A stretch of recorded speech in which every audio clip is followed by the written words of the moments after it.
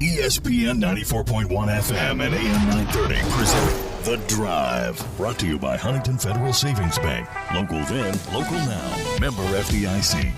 It's Thursday, December 9th. Time for your drive on ESPN 94.1 and AM 930. Our White Claw phone line is open, 877-420-TALK. That is 877-420-8255. Brought to you by White Claw, hard seltzer made pure. Text line is also open at 304-523-2275. Welcome in to our daily little get-together here on ESPN 94.1 and AM 930. I'm your host, Paul Swann. We got Marshall basketball to get into. The Thundering Herd last night beating Bluefield University 100-57. This was a game we thought would go this way. So no surprises here. Tavion Kinsey in that game, 21 points. He was 9 of 13 from the field, 2 of 5 from the three-point line. As a team, Marshall shot 9 of 32. 3 of 13 in that first half, 6 of 19 in the second half. In comparison, Bluefield shot 3 of 16 from the first half, 4 of 24 in the second half. I expected that. I mean, they were 7 of 40. Marshall was 9 of 32. I kind of expected it to go that way. Bluefield needed threes to try to catch up. Marshall was just taking maybe a little bit more as far as the three shot was concerned. Dan thought they were all good looks for the contest. The Herd shot 28.1%. They were better in the second half. That was a little closer to what Dan likes. 32%, that's a little bit better of a number for him. 23%, not that good for him. So, I mean, it came down to, it wasn't really anything Bluefield was doing yesterday against the Herd. It was, again, Marshall coming out and not doing what Marshall likes to do. I mean, Marshall's getting more points in the paint, 58 points in the paint compared to Bluefield yesterday getting 20. When we caught up with Dan yesterday after the post, he talked a little bit about that three-point shot. If anything, that's one of the things he'd like to see cleaned up. I swear it looks like we're shooting a perfect shot and we miss it. They throw one that goes in. Then I looked down to stats, though, and I saw they shot 17% from threes. It seemed like they made a lot more every time they shot. We end up at 28%. I could have swore they shot better than we did from threes. But, we still got to get that up. That's got to get to 37. I think we took 32. Probably a little too much, but not for this game. We're going to take somewhere between 27, 20 threes. We're just going to have to get that thing up to about a 37, 38%. Love to get to 40, but 37, 38% will get us in most ball games. 9 of 32, you still win the contest. Well, because for the game, you shot 42 of 86. You take away some of those three-point shots, and you're doing all right. I mean, from the field, as a team, Marshall shot 46%. First half, second half, 53% for the contest, a little under 50% at 48.8. Marshall outscores Bluefield in that first half, 47-27. Second half, 53-30. Marshall led for almost 39 minutes, 38 minutes and 57 seconds that Marshall led. Decent crowd for a midweek game. 3,738 showed up to see their Herd. Of course, finals going on. This was a game scheduled to really not, I don't want to say not challenge this team, but here is a game you got to prepare for. But if you are doing everything that you already do, you should be able to win this game. So it ramps up with Eastern Kentucky. That is coming up this weekend. It should be fun. I'll tell you what. Jansen Williams looking pretty good. I mean, he was named ASUN Conference Newcomer of the Week last week, I believe it was. November 29th. He was Newcomer of the Week. That's pretty good for him. And I'm glad he's doing well. Of course, you got A.W. Hamilton down there. When we continue on the show later on, we're going to have with us the play-by-play voice of EKU, Greg Stotelmyer. We'll talk about the game coming up, talk about EKU, especially A.W. Hamilton, Jansen Williams. Jansen, of course, I think this is a good situation for him at EKU. Gets to showcase himself maybe a little bit better. Gets to coach. He gets to coach with A.W. Hamilton. I mean, he gets a guy like that as your coach. That's a kid. Listen to me. AW, he's going to be going places. I know there's rumor talk, maybe it's more speculation right now. Really, it's not rumor, it's more speculation that, maybe when Dan retires, AW will take the job at Marshall. And I'd be okay with that. I think a lot of people will be all right with that. The way he definitely can coach. Didn't beat WVU, but sure gave them fits. WVU beats UConn yesterday, so take that for what you will. EKU is going to be good. WVU beating UConn wasn't an upset in my mind. I didn't think that was an upset at all. I think UConn's just, I don't want to say they're overrated. I'm not trying to take away from the WVU win. I just think WVU was better than the team that is ranked 15th or was ranked 15th. So you take all of that into consideration. EKU is going to be a good game for the Thundering Herd. If Marshall loses, I won't be surprised. If Marshall wins, I won't be surprised. This is one of those games because Dan talked about it last night in his presser. He roots for EKU, thinks of them. They're like brothers. We're going to play that cut here in a minute because when we get Greg on to talk about EKU, I don't know if he's heard that, so I want to make sure that he hears that before we talk about this matchup between Marshall and EKU. So that's coming up later on. I had a chance to join Tony Kemper earlier today for his weekly presser. We'll talk a little bit about that loss to Coppin State and review, look ahead to St. Bonaventure going into the Atlantic 10. That's going to be a tough game. It's going to be a challenge for the Thundering Herd. Big Ten, you're on the road for a couple. You play well. You get back home. You play against Coppin State. Pretty solid for 3 of the 4 periods, 3 of the 4 quarters. That fourth quarter did not do well. Cost you the game. Bouncing back, you go into a tough venue like St. Bonaventure, so we'll talk to Tony about that a little bit later on. The AP College Football Player of the Year honors are out. We'll tell you about that. Is this going to foreshadow the Heisman? Yeah, we'll see. All I know is Bryce Young, Aiden Hutchinson, and quarterback Kenny Pickett are 3 of the 4 potential Heisman winners that were named in the AP award here today. So we'll go over that with you. We'll get your text in as I promised. We'll do that at 304-523-2275. That's 304-523-2275. When we continue, we're going to hear from the play-by-play voice of EKU, Greg Stotelmyer. He'll join us when we continue with today's edition of The Drive on ESPN 94.1 and AM 930.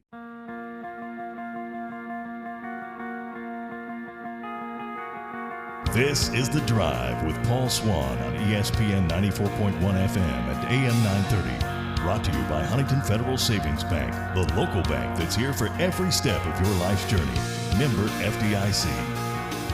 Last night, Marshall gets the victory over Bluefield 157. Welcome back to The Drive here on ESPN 94.1 and AM 930. It took us, 7-8 minutes before we started talking to Dan last night about EKU, and the question was about Jansen. The question was going down playing AW.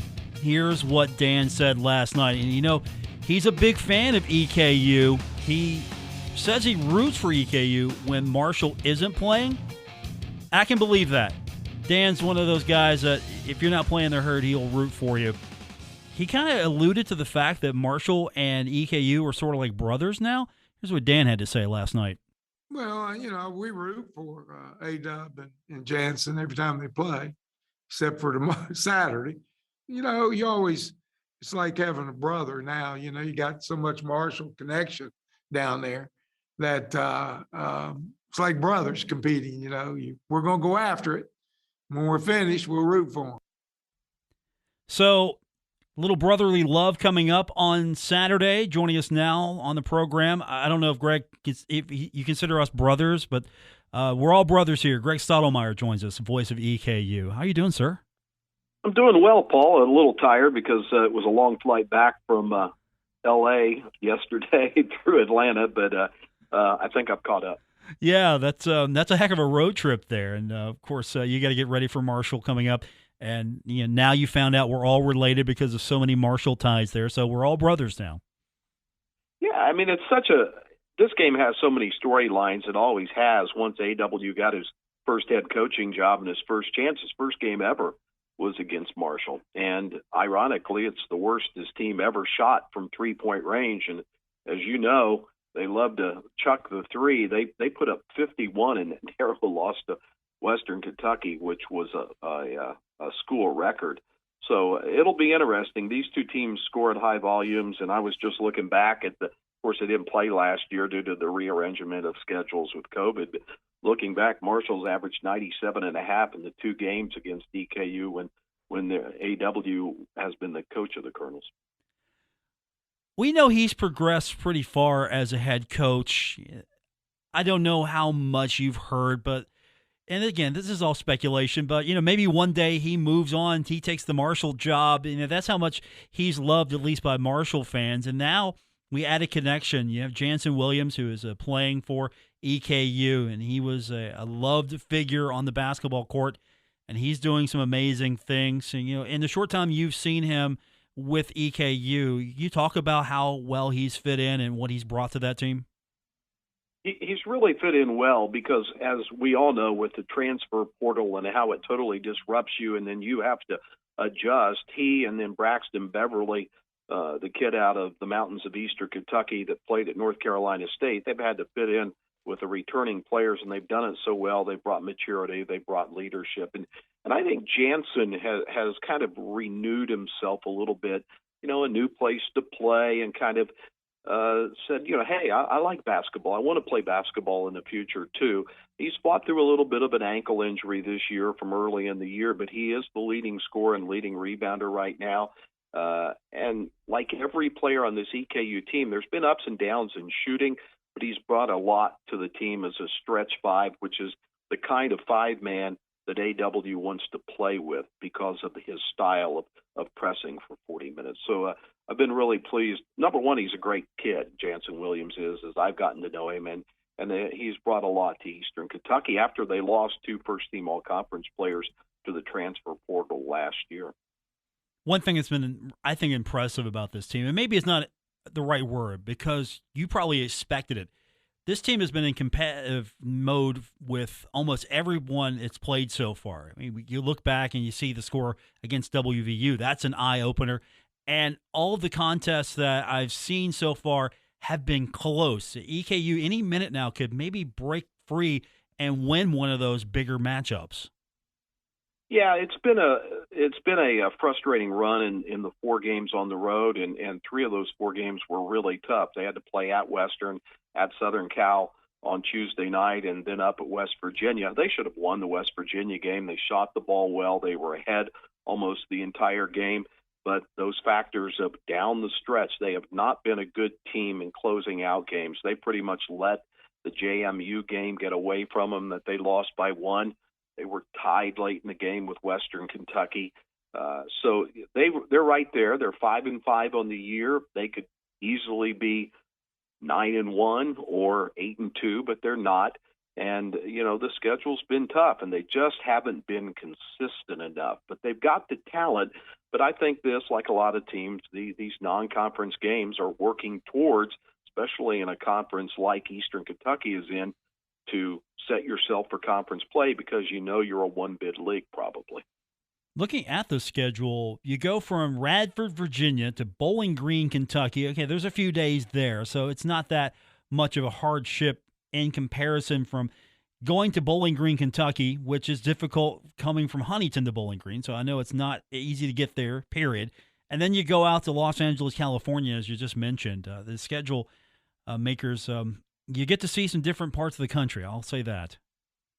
Yeah, it was a one-game trip to the West Coast, too. They would have loved to have had two games out there, but they couldn't schedule a second one. And you hear this from a lot of coaches that it's been, when you have a year like Eastern Kentucky did last year, 22-7, it's tough to get those non-conference games or those bye games. And so they went out and played. I think they got something out of it. They turned Southern Cal over, even though they shot poorly. They started 4 of 23 from the field. They were way behind.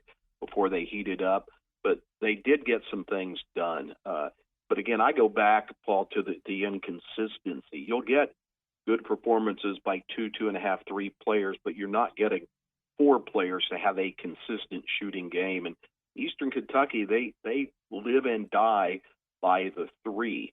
And it'll be interesting to see how they shoot, because I was running the numbers before you called on the last 2 games in the 2018-19 season and in the following year. And Eastern Kentucky shot below 19% in the 2 games against Marshall.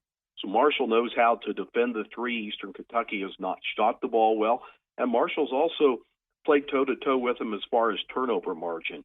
2 things that Eastern Kentucky has to win to pull the win out on their side, and they haven't done that against Marshall. Dan, in his post-conference, talked about the fact that Marshall needs to work on the 3-point shot, talks about how many that Marshall has taken, and then he pointed to EKU and said, look, you complain about us taking a lot of threes, look at what EKU does. And I'm glad you pointed that out, because it's going to be an up-and-down battle, back and forth. This is going to be three-pointer after three-pointer, it feels like. And I know there's going to be a lot of other play, but it just feels like three-point after three-point after three-point shot. This could be a 199 game. I'd love it. I like those kind of games. Eastern, you mentioned it, they average making 13 a game, and they are just over 36 a game attempted. I always wait until game day to run the national numbers, but EKU's been in the top 3 consistently this year in number of threes made and number of threes taken, but their shooting percentage from 3 is barely in the top 50. So if they can improve that, and they've got shooters. I mean, Braxton Beverly was a great shooter at North Carolina State, number 4 all-time for the Wolfpack in threes made. Michael Moreno was second in the Ohio Valley Conference last year in percentage, and he's way down percentage-wise. If they can get hot, I think it'll change things. Another factor, and he won't play much, if at all. I don't know if he's cleared yet by the NCAA, but he has passed his classes at EKU. We may see another former Marshall player Saturday. That's to be determined. But Iron Bennett, he's had that knee injury too, but they've rehabbed him a lot, and we may see a few minutes of Iron Bennett to add yet another storyline to the game. That would be great. He is such a fun person, period. I would love to see him out there. And, yeah, I know he was definitely loved by the fans. His teammates loved him. But at the same time, that would be, I think, just another exciting storyline between EKU and Marshall, just to see those 2 back on the court. A-Dub taking on Dan and Tavion Kinsey. Mentioned it. We love them, but it's going to be really competitive. I think they're downplaying it, but they're not. They're pointing out that they're really going to be competitive with those guys on Saturday. Yeah, back when Iron, I assume, was a lot more healthy, he just ate up Eastern Kentucky in that game that was played in December of 2019. He had 21 and 16 points. I don't know that we'll ever get that by the big guy this season with all the knee problems he's had and that kind of thing. But he can give Jansen Williams at the 5 rest minutes if he can stay healthy and that type of thing. There's another connection too. When AW was the player at Marshall, Jeff Carrico was the longtime trainer down there, and Jeff's now the athletics trainer at Eastern Kentucky. So these ties just continue, and as you said, that makes it fun because there's more things to talk about in this game. Yeah, I hope that this stays on the schedule every year. I do too. As much as possible, because I go back to the Southern Conference days and the football there when Marshall and EKU would meet a little bit more often in football. And it felt right. It always felt right. And I love the fact that basketball is bringing it back and doing it more and more. I know with Marshall's move to the Sun Belt, you need to find as many close opponents as you possibly can. I know Eastern making its move as well. I don't know how life has been so far for you in conference, but it feels like some right moves have finally been made as far as the geography is concerned. Yeah, a little bit. Steve Cotton and I talk about this when we catch up on press row before games.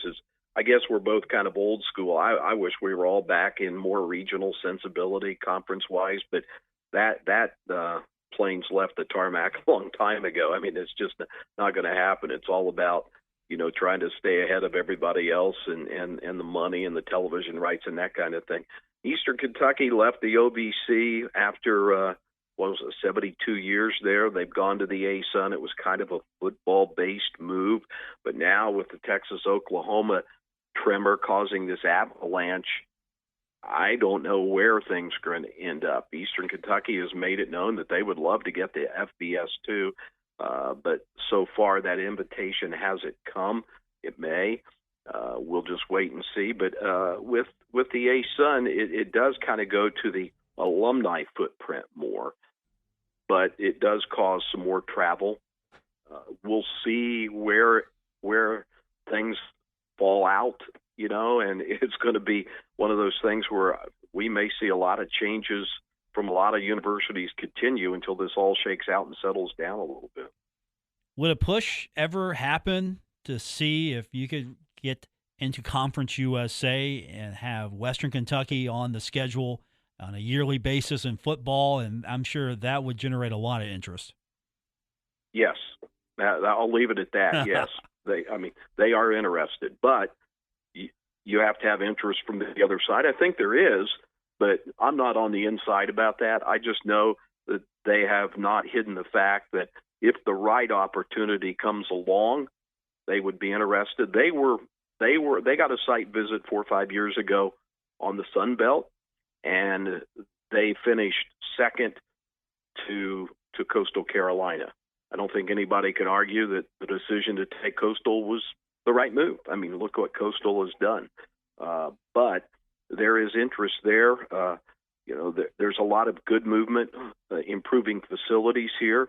I think we have the fan base that's interested as well. So I think at some point, because I don't know how far back you go, but for me, I go back to, and this is switching from basketball to football mostly, but I remember Eastern Kentucky had good rivalries with Marshall, with Georgia Southern, with Appalachian State, with Middle Tennessee, with Western Kentucky. They beat Boise State in a semifinal of the FCS playoffs and lost to them in a national championship game. So when I start looking at all the schools that are playing football at the non-Power 5 level, and I see all these EKU opponents, and yet Eastern Kentucky's still back where they are, I think that obviously says Eastern Kentucky, if they get a chance, needs to move there as well, and I think they want to. But who knows what will happen in the future.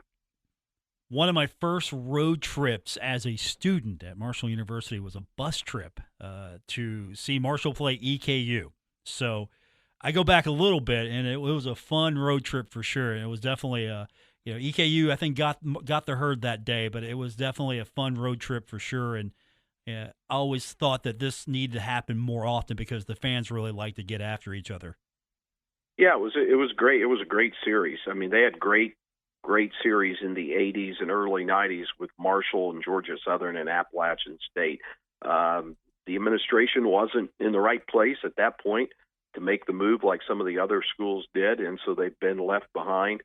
I don't think Eastern Kentucky had the fan base level that Marshall does, and look at what Appalachian State has done as they moved their fan base. But, back to basketball, AW has done a great job in energizing this fan base. And as you know, I mean, there are coaches who will talk the talk, but do they really walk the walk? And AW is about as genuine of a head coach on a Division I level that I've ever met.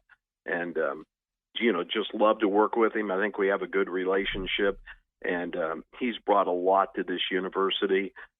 And it's really brought this basketball program, was in good shape before the coach prior to him took over, but he's really brought it to a new level as far as fan interest. And, he's going to make the NCAA one year. They hope this is the year. They thought they had the team last year and didn't quite get it done.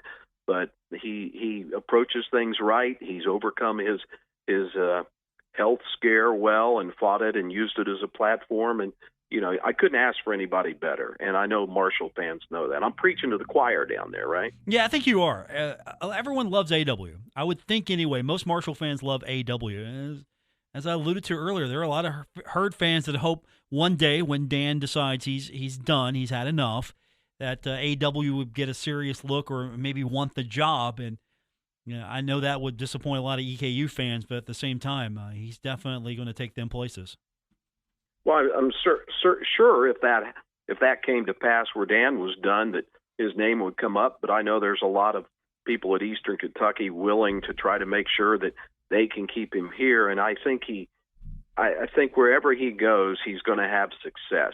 He's made and he's built his career to have success wherever he is. And he has a brand of basketball. He sticks to that brand. And the thing that I've been, I think, most impressed about this year is how he handled the tough loss of those players to the transfer portal, where the Power 5 plucks and really goes and turns it into their recruiting gym.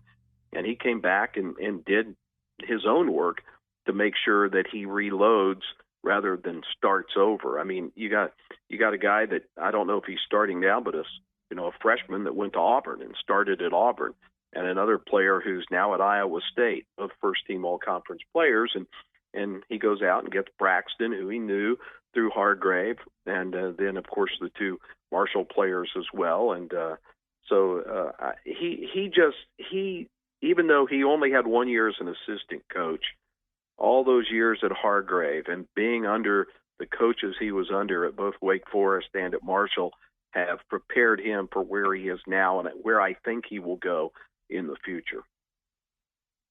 Joining us on the program, looking forward to the game coming up on Saturday, is EKU play-by-play announcer Greg Stotelmyer. And Greg, it's been fun. We should do this more often. Hopefully the schedule will allow us to do this, and we'll see this happen every year. And maybe one day we can get EKU to move up, be it Conference USA, Sun Belt, who knows, but let's get this football schedule going again, because I think those were some fun times.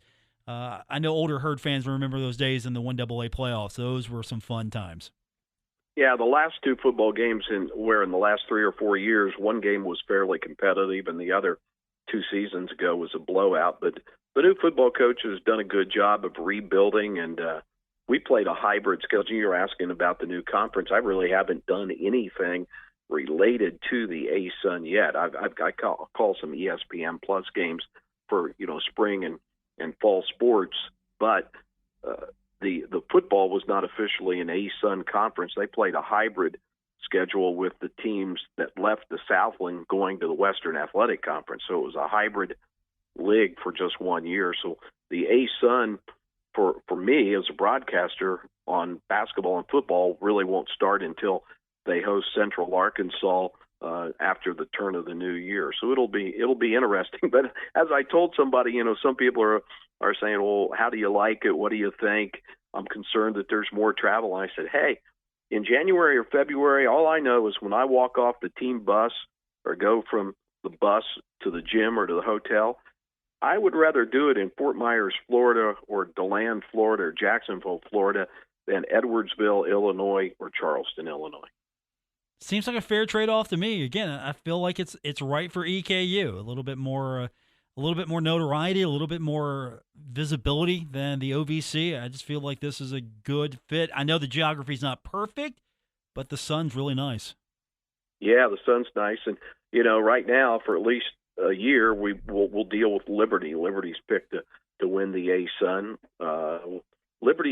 They're going to the conference. See, I always have to get my map out to figure this out. So Liberty is going to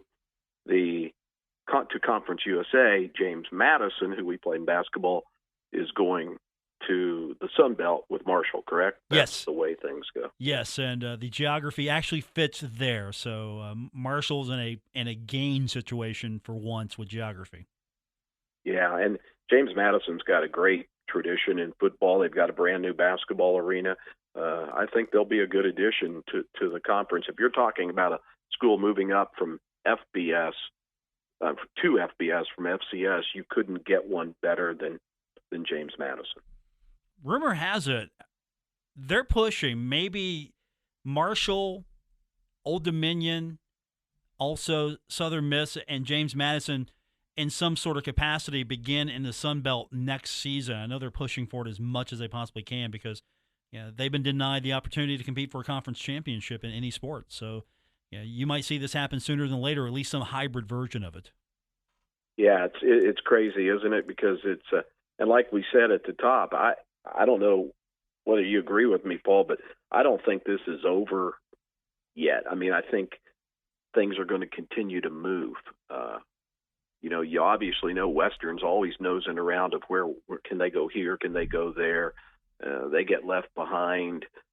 They're still in Conference USA. I just think everybody's wanting to reach for the American Athletic Conference if they can. It just seems like nobody's ever satisfied.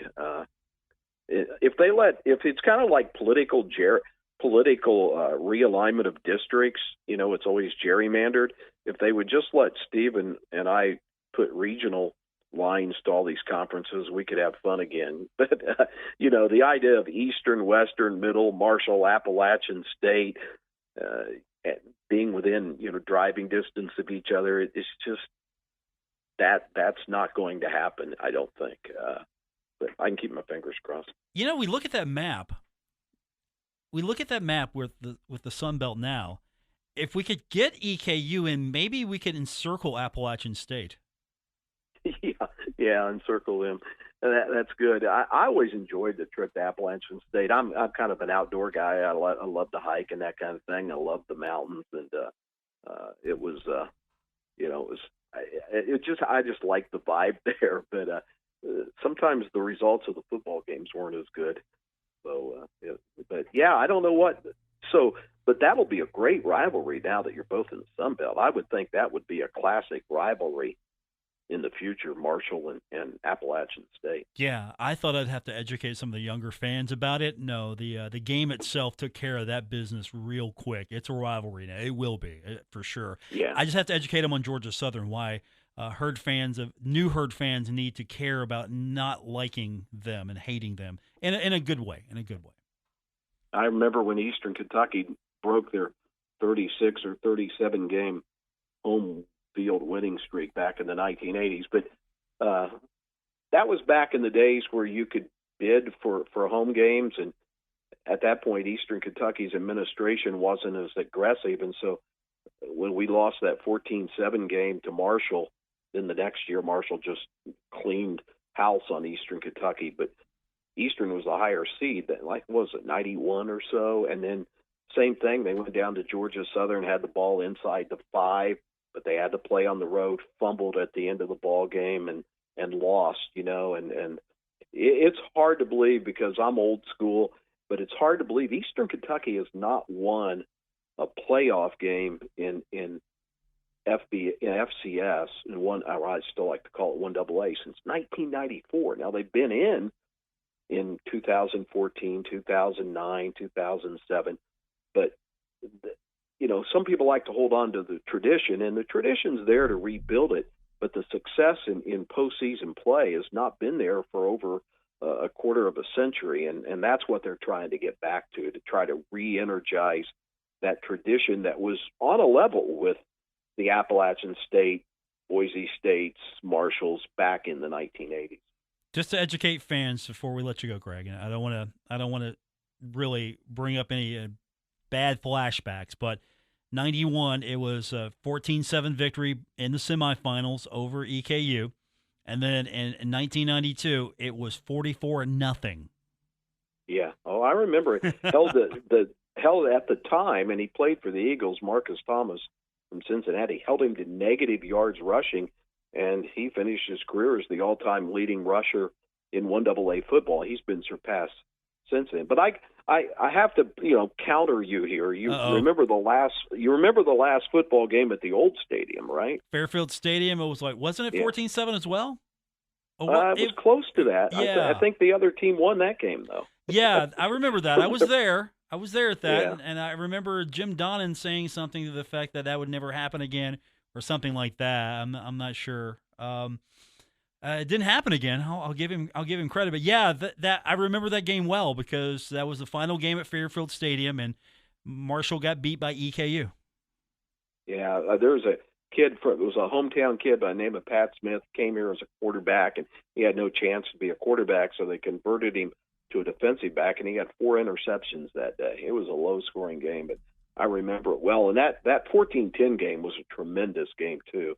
But then the one the next year wasn't. And I passed up a trip to the Virgin Islands for the basketball tournament, of course, to do the football game. And on the way back from Huntington to Richmond, I wasn't real happy.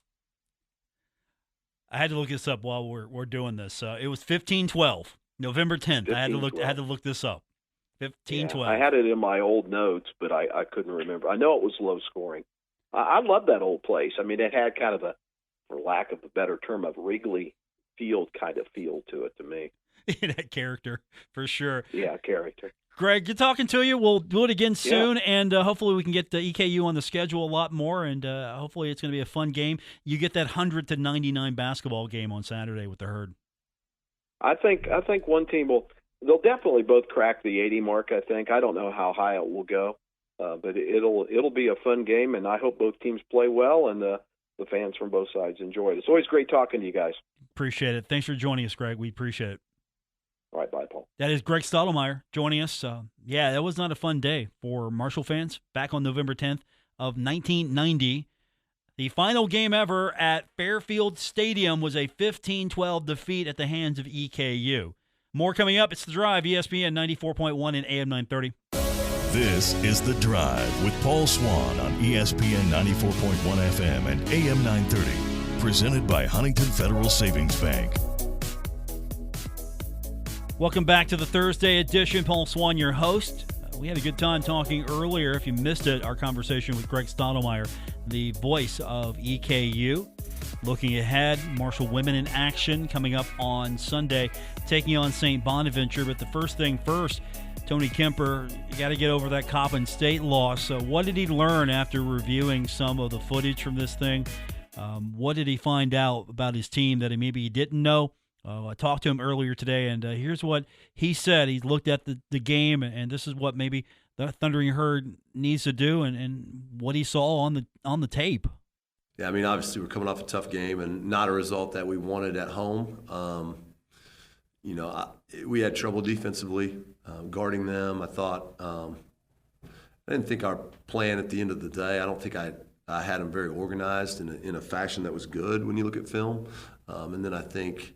The other side of that is we definitely needed to be a little bit more tough-minded with the ones that were out there and find a way to get a stop, show enough emotion at home to get some more stops than what we did, and then flip it on the other end and get some baskets. And I thought early in the quarter we got quite a bit of good shots and looks and didn't stick enough of them. And when it started to snowball on us, I didn't think we responded very well. So.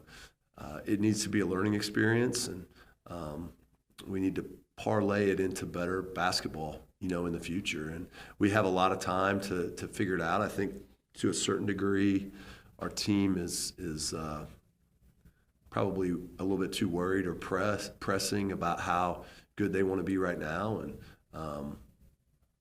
I think that we probably showed a lot of improvement from Purdue to Michigan State, and maybe gave a little bit of that focus and concentration away at Coppin State. And, they certainly made a lot of big shots, and I didn't think we handled that very well down the stretch when they started to fill it up.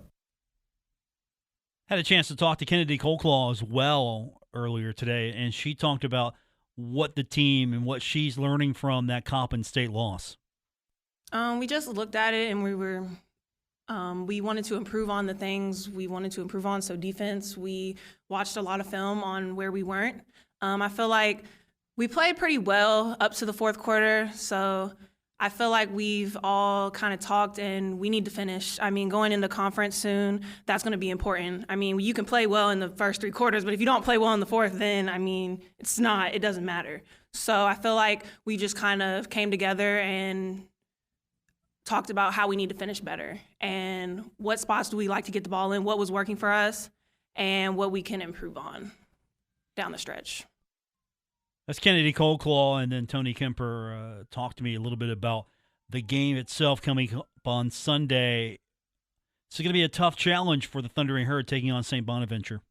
Yeah, they've really played two really quality teams back-to-back. They played Kent State and Bucknell in back-to-back games. So they got out to a 5-1 start.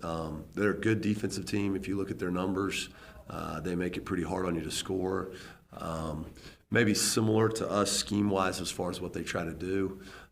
Offensively, they got a tremendous guard, very, very quick, gets the ball to the spots she wants pretty much whenever she wants to get there.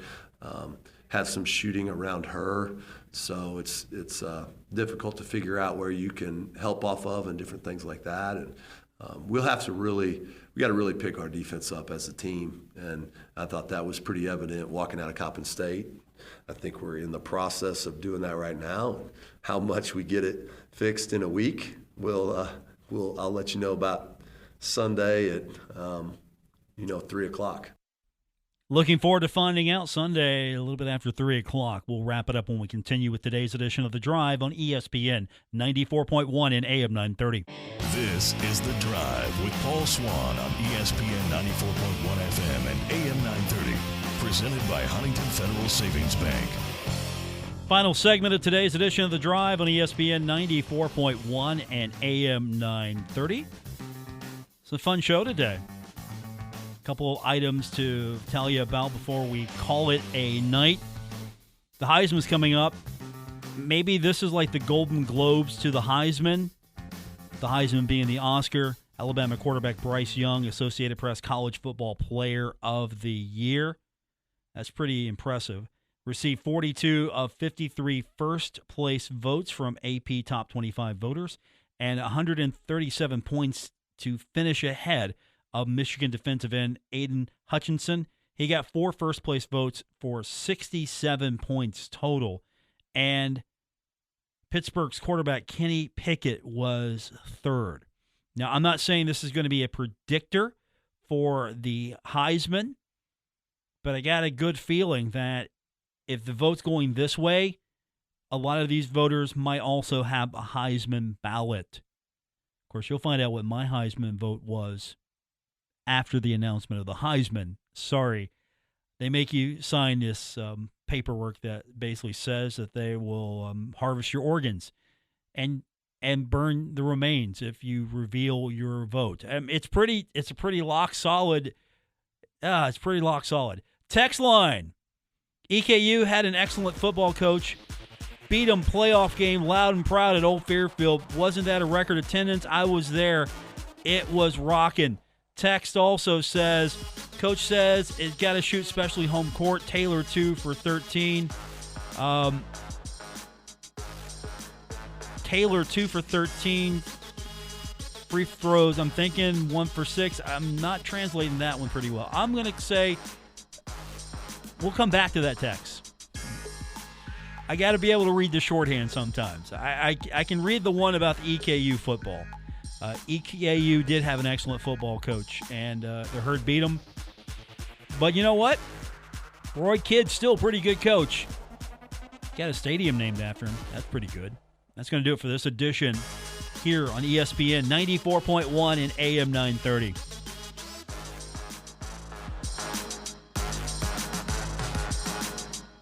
WRBC Huntington, W231BS Huntington, broadcasting from the Oscars Breakfast Burgers and Brew Studios. This is ESPN 94.1 and AM 930.